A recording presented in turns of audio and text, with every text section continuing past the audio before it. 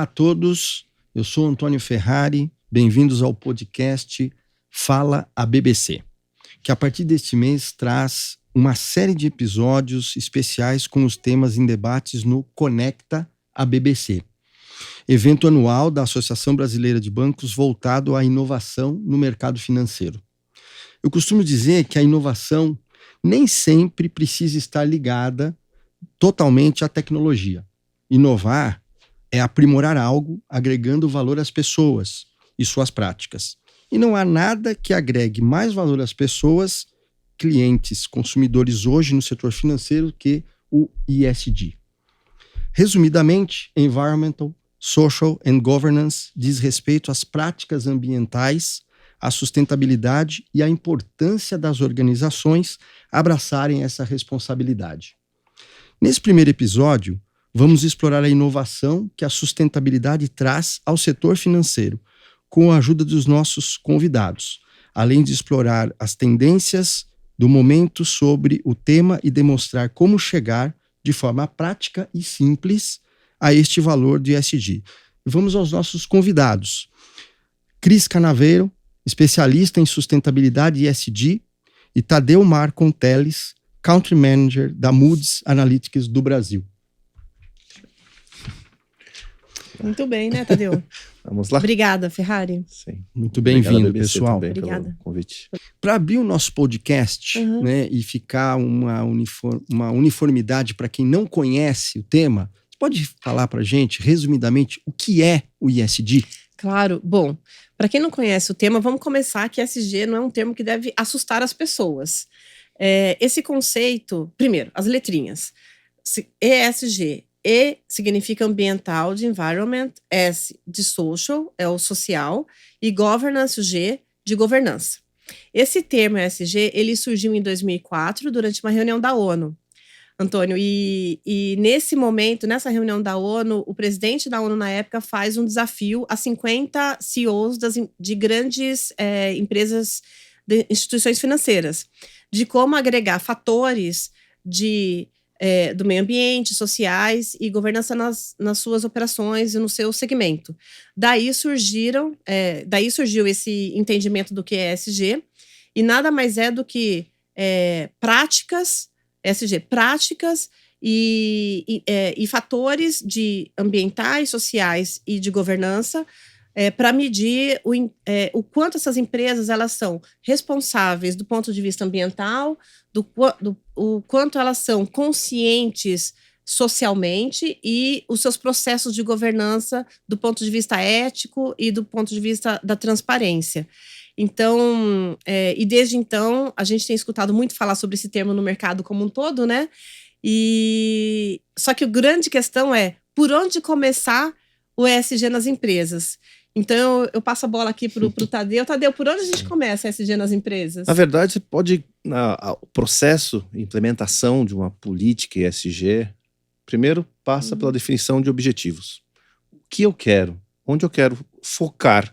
Claro, você tem muita coisa para cobrir, então eu tenho que ter claro quais são meus objetivos. E como eu vou definir esses objetivos? Primeiro, fazendo uma avaliação inicial do que eu já faço. Muita gente pensa, não, eu não tenho políticas ESG. Mas internamente, você já faz algumas ações, algumas atitudes que engloba essa política. Então, uma avaliação inicial é importante para saber onde eu estou, qual é o meu ponto forte, qual é o meu ponto de melhoria. Depois disso, definição de estratégia e procedimento. Então, eu sei onde eu estou bem, onde eu tenho que melhorar e como eu vou fazer para atingir esses meus objetivos. Uma outra parte importante é o envolvimento dos stakeholders, todo mundo que está envolvido com o negócio. Então, a gente está falando para os bancos. Então, o meu cliente, os meus fornecedores, os meus funcionários. Então, eu tenho que ter o engajamento de todos para poder colocar esses procedimentos em execução e ter também o apoio de quem toma a decisão dentro dessas corporações para que essa política seja efetivamente implementada. E uma parte muito importante, algumas vezes um pouco negligenciada, é a parte de monitoramento constante. Tem uma política.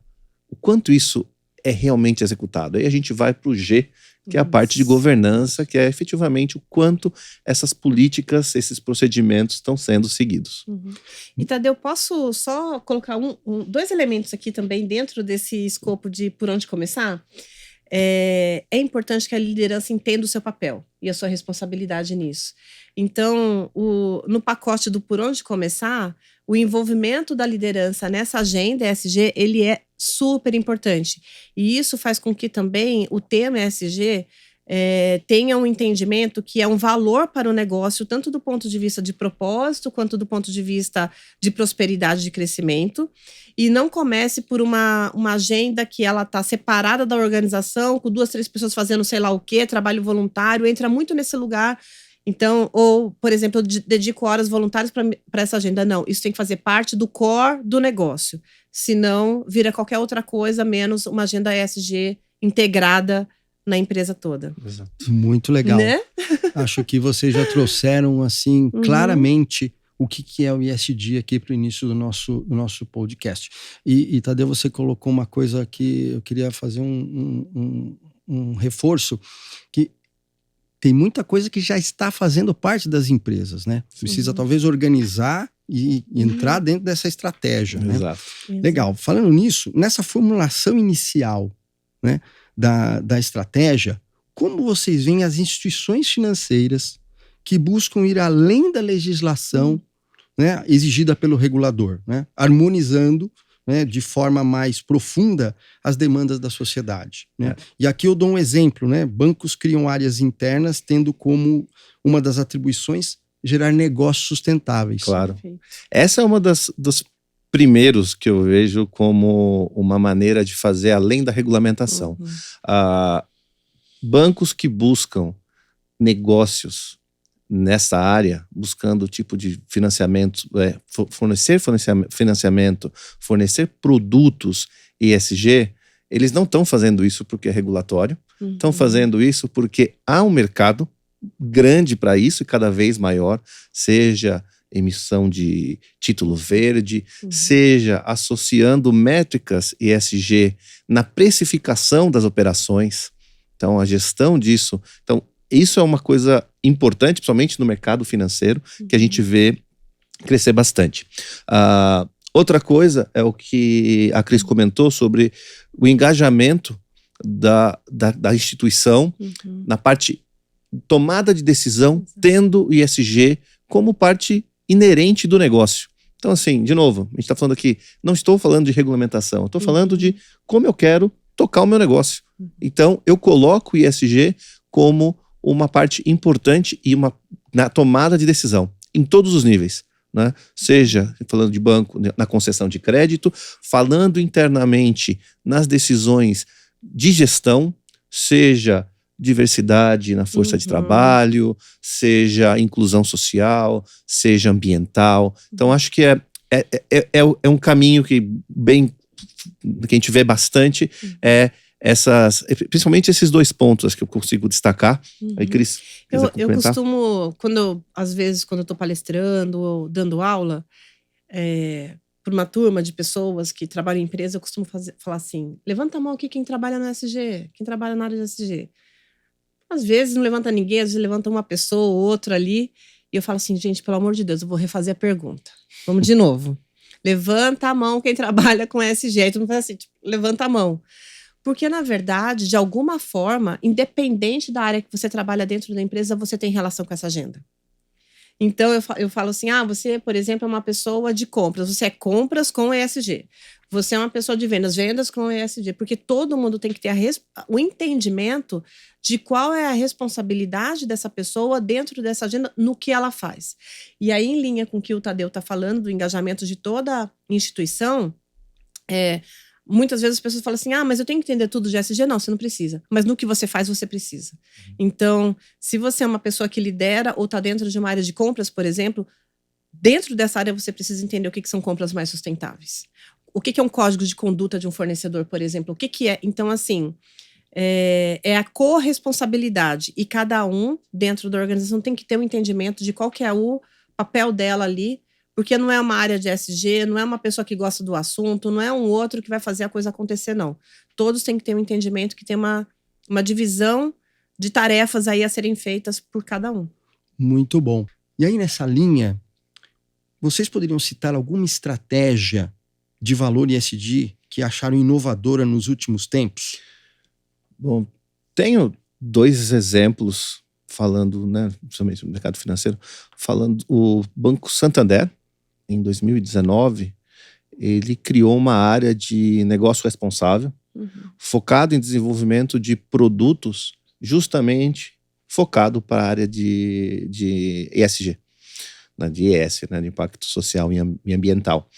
E recentemente a gente viu o Banco do Brasil tem feito um investimento muito pesado no que se refere à sustentabilidade. Acho que assim, são 2 casos bem visíveis.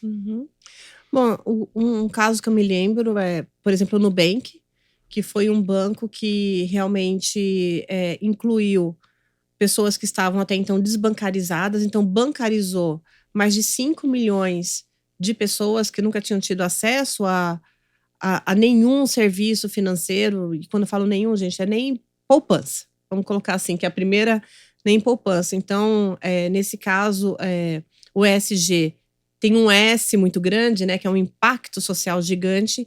Eu acho que um case aí, um exemplo que é estudado, inclusive, nessa questão da inclusão financeira, é o case do Nubank. Muito bom. E aí, então, instituição financeira, como que o ESG de uma instituição financeira pode conversar com o seu cliente? Eu posso começar, a gente está falando agora há pouco sobre inclusão financeira. Eu acho que a gente precisa pensar a inclusão financeira para além do acesso.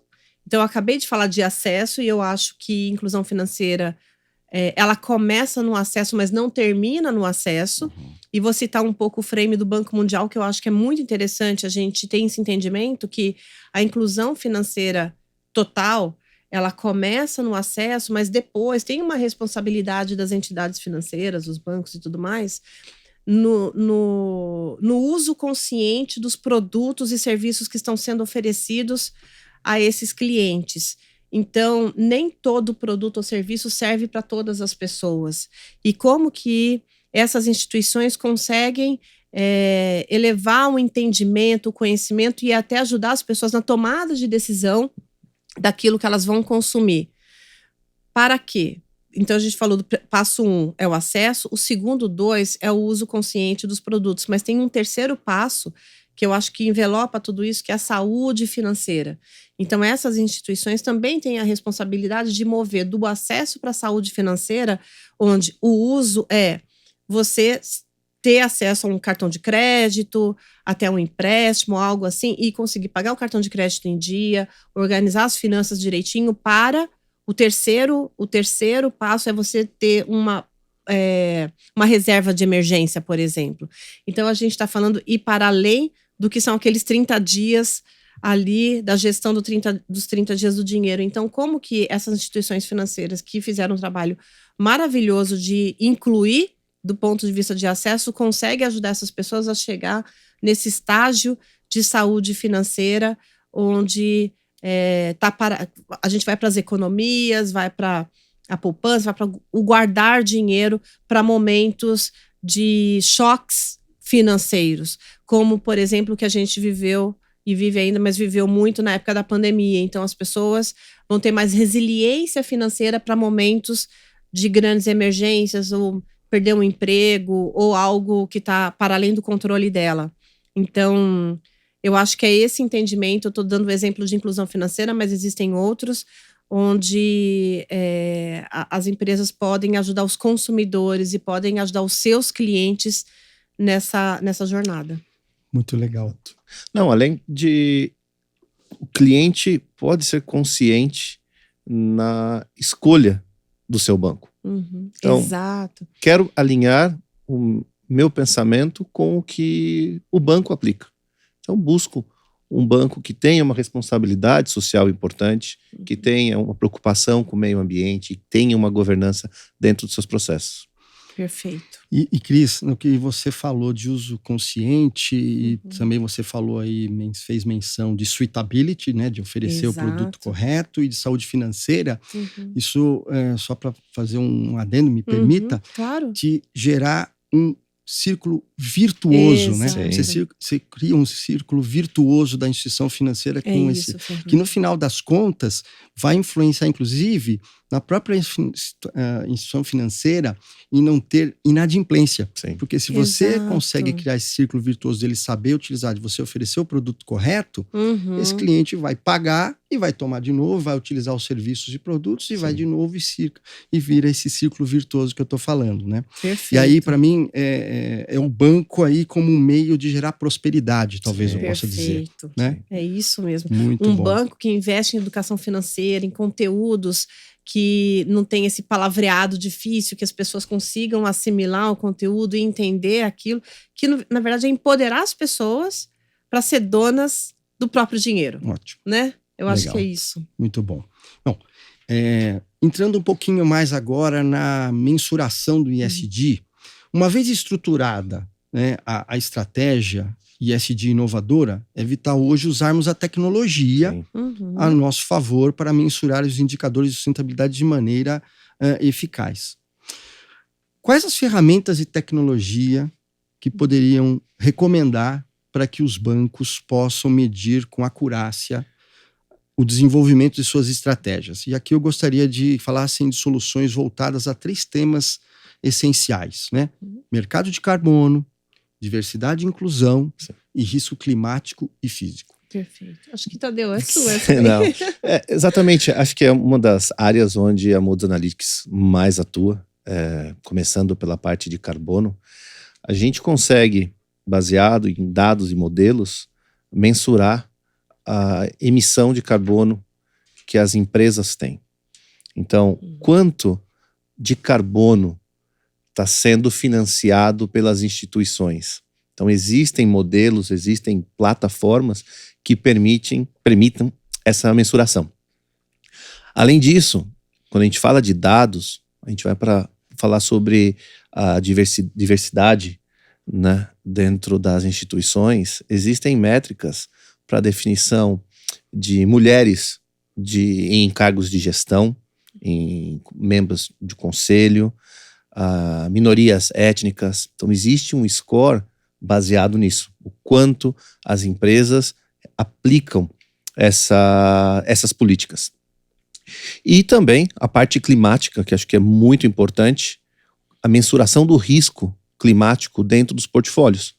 Então, quando a gente fala do risco de transição ou risco físico, sem querer gerar dúvida, basicamente são uma série de fatores climáticos e de políticas que vão impactar o meio ambiente, como isso pode impactar o portfólio de uma instituição financeira. Então, existem ferramentas que fazem essa mensuração baseado em dados, modelos, que os bancos podem utilizar.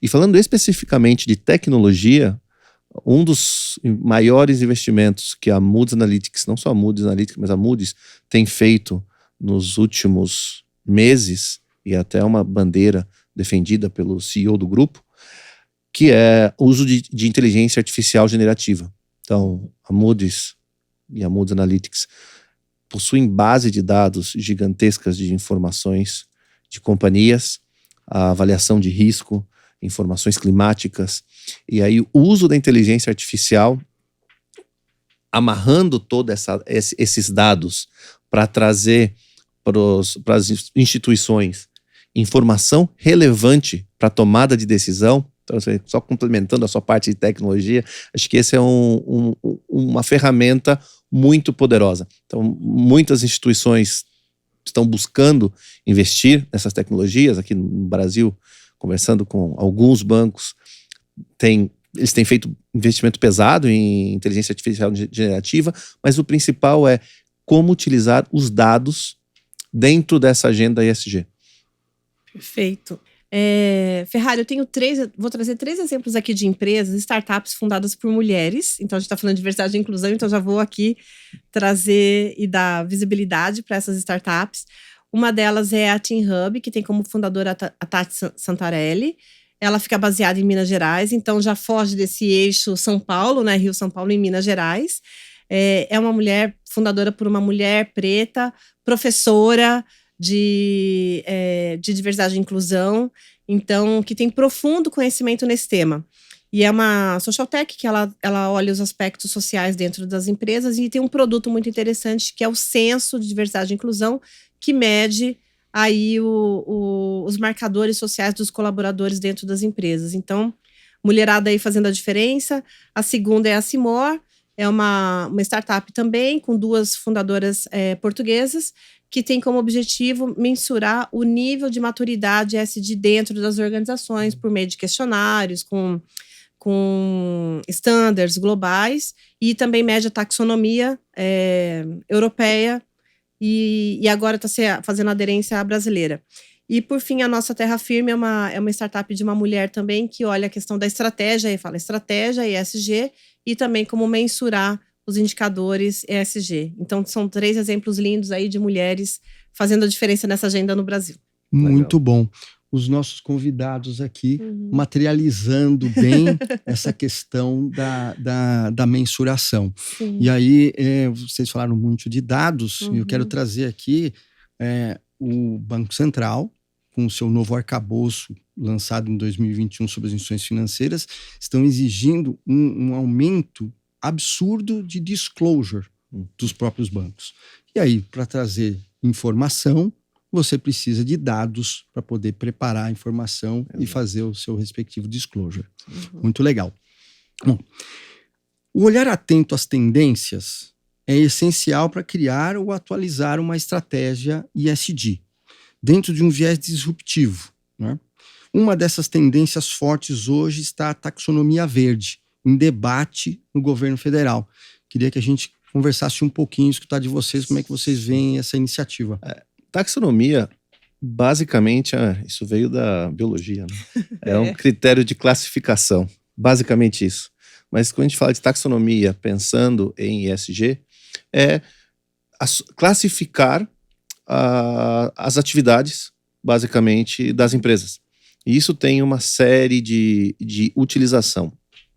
Então, a taxonomia, primeiro, ela vira um padrão que permite comparação.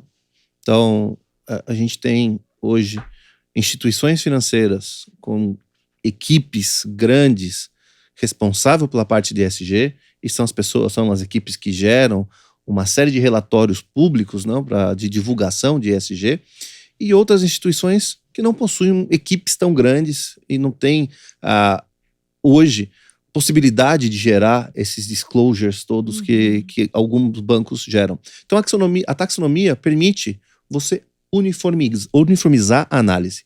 Então, a instituição grande e a instituição pequena vai utilizar o mesmo processo de divulgação. Então, eu permito um nível de comparação entre instituições de tamanhos diferentes. Isso pode servir para a decisão de investidores.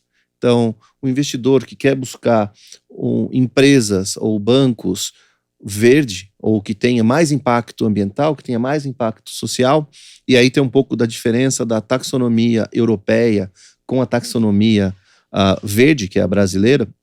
A taxonomia europeia ela foi muito focada na questão climática, principalmente pela fonte de energia principal europeia, né, que é energia termoelétrica, e com uma série de impactos ambientais, então era muito focada nisso. Quando essa regulamentação começou a ser estudada e aplicada na América Latina, então a gente tem o caso da Colômbia, o caso do México, que já tem a regulamentação implementada, e o Brasil, que teve agora divulgado faz um mês, a taxonomia verde, né, que está para consulta, né? Exato, está em consulta pública. Quando traz a regulamentação, claro, é baseada na europeia, mas com os ajustes locais, porque a base da economia é diferente. Exato. Então, aqui tem que levar muito em consideração questão agrícola.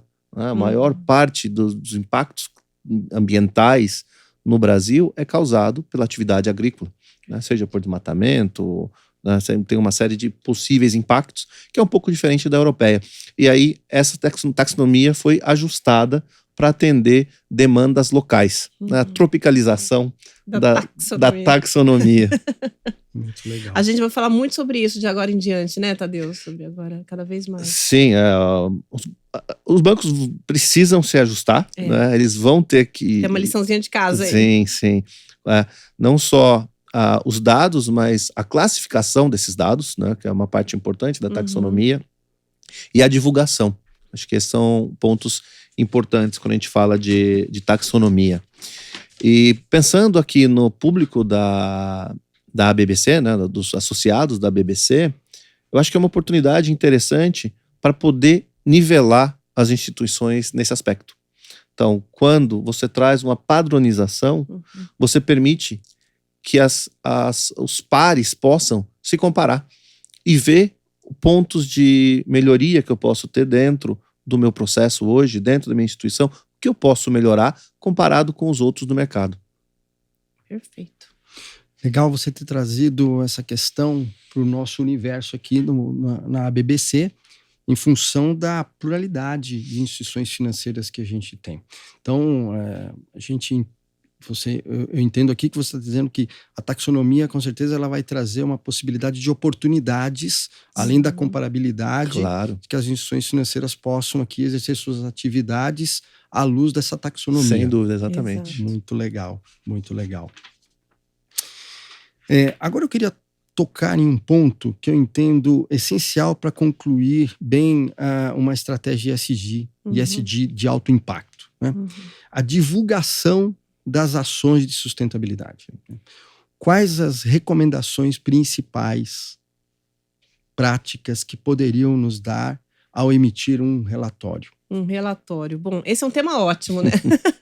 A gente não poderia falar sobre ESG sem falar de relatório e disclosure de uma maneira como geral. Bom, do meu lado aqui, trabalhando muitos e muitos anos, 20 anos do lado de cá, produzindo muitos relatórios de ESG, eu tenho alguns entendimentos sobre esse documento. Então, eu vou começar por um entendimento do que não é um relatório.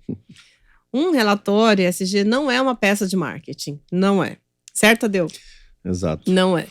Então, eu acho que a gente precisa, cada vez mais, ter um entendimento que um relatório ESG, ele é um objeto de performance. Ele é um documento de jornada. Então, muitas vezes, eu já vi muitas vezes empresas mais preocupadas com a forma do relatório do que com o conteúdo em si. E, na verdade, esse instrumento bem feito, bem utilizado, agrega muito valor para a empresa no entendimento de falar assim, onde a gente estava, onde estamos e para onde vamos com isso. Então, um documento onde você consegue compilar todos os indicadores que são materiais para você, onde você consegue ter um entendimento de como você está com os compromissos assumidos, por exemplo, numa agenda de sustentabilidade, ele é um direcionador no final do dia de decisão. Ele tem que ser, o relatório ele tem que ser um documento direcionador de tomada de decisão. E aí vem contar histórias lindas sobre o que está fazendo, faz parte do documento, mas não deveria ser o fim. Esse não deveria ser o fim do documento. Então, um documento bem feito não significa um documento com 300 páginas. Às vezes, um documento mais conciso, com, 30, 40 páginas, você consegue mostrar muito mais dentro da empresa, para a empresa, dentro e fora, em que ponto está. E ainda levantar quais são os pontos de melhoria que eu acho que sai desse lugar de uma peça de marketing e passa a se tornar uma prestação de contas também. Você, por meio de um relatório, mostrar tudo o que tem sido feito, o que está bom e também as áreas de oportunidade ou as áreas de melhoria para que quem se relaciona com essa empresa consiga ter um entendimento transparente e ético de quais são os pontos ali que essa empresa está priorizando a trabalhar ou não está priorizando. Quando você olha os pontos de melhoria e olha na linha do tempo e vê 3, 4, 5 anos, não move aquele ponto, mas alguma coisa está acontecendo na priorização ou não é material para a empresa. Então, a gente está no momento, eu acho que agora, de muita discussão sobre o entendimento do papel desses relatórios dentro das organizações, né, Tadeu? Exato. A questão da transparência que você tocou, acho que é importante mostrar realmente o que eu faço e o que eu posso melhorar. E a ideia dos relatórios não é uma coisa estática, né? A questão dos relatórios é que ele seja um documento vivo. Quando a gente fala de taxonomia, taxonomia, por definição da taxonomia europeia, Sim. é um documento vivo. O que isso quer dizer? Quer dizer que isso tem que ser ajustado. Por quê? Porque o mundo é dinâmico. Então, eu tenho que constantemente revisitar isso. Não é porque eu defini uma política que eu vou viver com essa política o resto da vida. Não. Eu tenho que ter discernimento e capacidade de me ajustar ao mercado, às novas tendências, às novas coisas que surgem. Então, pensando em novos setores da economia que surgem, pensando em setores tecnológicos que pode ter um impacto muito grande social, ambiental, né? Então, os relatórios também têm que refletir essa dinâmica. E como disse a Cris, acho muito bem colocado, a questão da transparência. Acho que os relatórios têm como finalidade mostrar a realidade, né? Porque é tudo muito bonito, mas realmente o que eu estou fazendo. Exato. Legal. E vocês trazem elementos aqui claramente que nos proporciona uma questão de combater ou tentar mitigar o greenwashing. Exatamente. Então, esse é um ponto que é delicado, né? Um movimento que acontece de avanço dessa agenda ESG, e aí várias empresas correndo, né? Porque já chegamos aqui à conclusão que nesse é lugar, fundamental, né? Né? Essa agenda, ela tem que ser seguida. O cuidado com essas informações para você não falar além de, né? E sim aquilo que realmente é. Que é um exemplo disso é uma empresa de um determinado segmento, fala assim, eu devolvo a água para o rio mais limpa do que eu captei. Isso é lei. Se não fizer isso, talvez a licença de operação dessa empresa vai ser cassada. Então, assim, a gente precisa ter esse entendimento do que é obrigação mandatória e o que é agenda propositiva para além da obrigatoriedade. E aí a gente consegue discernir o que é essas ações de greenwashing, desse tipo de fala que eu coloquei aqui, que não é uma ação propositiva de sustentabilidade. A empresa está ali cumprindo estritamente o que está sendo pedido na lei. Então, e isso, um relatório bem feito consegue trazer à tona e dar visibilidade para esses pontos. São aqueles 2 Cs, né? Coerência e consistência, né? No conteúdo, né? Que legal. Bom, nós falamos já de estratégia, falamos de mensuração e vamos falar um pouquinho agora de geração de valor. Okay? Bora. Né? O que na visão de vocês pode mais agregar valor hoje dentro de uma estratégia ESG? Bom, quando a gente fala da integração do ESG dentro do objetivo de negócio, eu acho que a partir do momento que meu negócio minhas tomadas de decisões levam o ESG como parte importante da tomada de decisão, isso tem um impacto muito positivo. Acho que é uma questão importante, o envolvimento dos stakeholders dentro do processo de ESG. Então, não só a divulgação, mas o engajamento e recolher o feedback desses stakeholders. Então, eu quero gerar valor para o meu cliente. O que meu cliente pensa sobre o que eu estou fazendo? Então, quanto eu escuto o meu cliente, ou quanto eu escuto o meu fornecedor, ou a comunidade que eu estou inserida em relação às minhas atitudes ESG.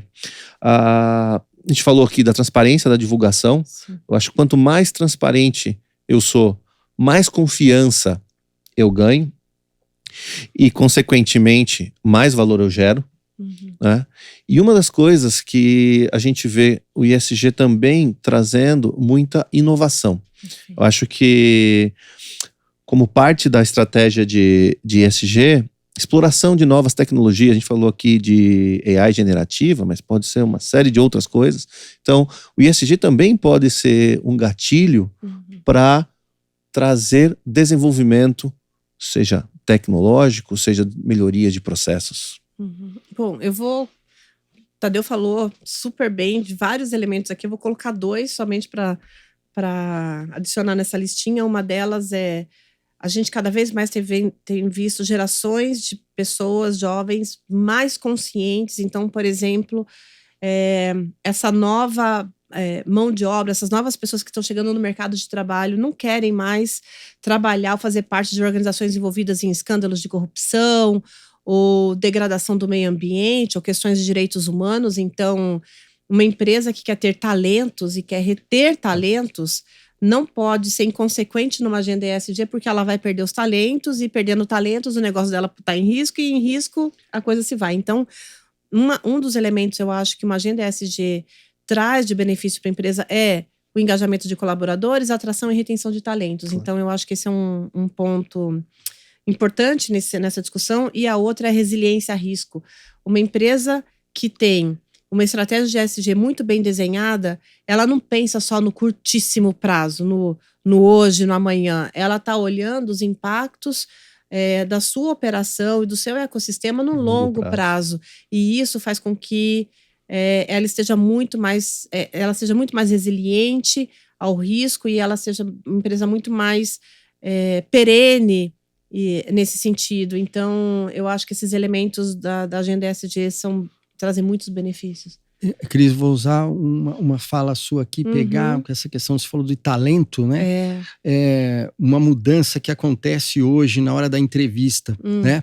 Sim. O candidato entrevista ao contrário, o entrevistador, né? para perguntar, mas como é que é a sua empresa sob o aspecto de saúde mental? Que programas que você tem? Né? Como é que é a tocada aqui para você quanto ao meio ambiente? Né? Então mudou-se aqui essa questão, né? Muito legal. Muito. E o outro ponto, né? A agenda ESG é de longo prazo. Claro. Isso. Ela não é de curto prazo. Não se faz da noite pro dia. Essa geração de valor, ela não é 1, 2, 3 amanhã. Não. Tá feito o valor, né? Inclusive, esse talvez, vou compartilhar com vocês, ver se vocês concordam, pensamento do empresário que achar que é de curto prazo, vai achar que o ESG é agenda de custo. Exato. Ele pode falar, é de custo, mas no longo prazo, isso daí vai ter um valor. Eu costumo dizer que a jornada ESG é uma corrida sem linha de chegada. Ponto. Exato. Então, assim, quando legal. A empresa começa a achar que ela está chegando perto da linha, a linha já moveu já para frente um pouco mais, e assim. Então, tem que entender sempre como jornada e não como fim, assim, porque não tem. E legal, porque aí eu vou conectar esse teu comentário com o que o Tadeu falou do tema ser dinâmico. Isso, né? Perfeito. Então, é isso muito mesmo. Legal, muito legal. Muito legal, gente, nessa colocação inicial aqui da geração de valor. Agora, uma pergunta bem provocativa. Como vocês veem as iniciativas em torno de premiar as empresas e clientes que atuam em benefício da redução do risco socioambiental e climático para a geração de valor? Mas aqui, a questão não é daquela empresa que cumpre o regulatório direitinho, bonitinho. Bom ponto. Certo? Nós estamos falando ali do além. Exato. Isso é extremamente importante, né? Reconhecer o esforço que é feito em direção a essa agenda ambiental e social. Existem já produtos financeiros focados nisso. Então, de acordo com métricas, isso é importante, as métricas de monitoramento de cumprir, das empresas cumprirem determinadas condições, eu posso ter taxas de juros mais interessantes, posso ter produtos específicos focados nisso, eventualmente rentabilidade em algum tipo de operação. Além disso, uma parte importante da premiação é o reconhecimento público. Porque é interessante eu premiar a Cris pelo que ela faz. Legal, mas ninguém sabe disso. Pois é. A partir do momento que o Antônio sabe que ela está sendo recompensada por todo o esforço que ela está fazendo, então tem um trabalho de educação e conscientização. Então, é interessante, se eu seguir para esse caminho, eu também, né? Eu também posso ser beneficiado. Então, a premiação, sim, é uma parte importante do processo, e os bancos, como o grande financiador, né, da economia, pode ter um papel diferenciado dentro desse processo. Perfeito. Legal. É isso. E por outro lado, quem está se beneficiando dessa premiação, porque está fazendo além da lei, essas empresas conseguem cada vez mais entender que ESG é oportunidade, além de risco, mas é oportunidade. Então, eu acho que como você falou, é um ciclo virtuoso nesse sentido, né? Muito bom. Ótimo. Legal. Indo para o final do nosso podcast, como consideração de cada um de vocês, qual o senso de urgência dessa agenda ESG debatida hoje aqui? Eu acho que nunca a gente teve tanta urgência em avançar com esse tema, como empresas, como sociedade, como governos e todos os stakeholders aí, investidores, setor financeiro que a gente está aqui falando, no avanço dessa agenda. Eu tenho um entendimento que em nenhum outro momento a gente teve de forma tão grande essa intersecção entre a agenda ambiental, principalmente a climática, com a agenda social dos direitos humanos e desigualdade social. E quando a gente cruza essas duas grandes dimensões, é que a gente entende que a gente ainda temos feito muito, mas a gente está muito no começo ainda, no sentido de mover para uma agenda de sustentabilidade naquele lugar que todo mundo imagina que a gente estará um dia. Então, por isso que aí, nessa intersecção dessas agendas, o senso de urgência, ele é fundamental. Então, a gente entende que construir, a gente falou de jornada aqui, e essa de uma corrida sem linha de chegada, mas precisa começar no hoje.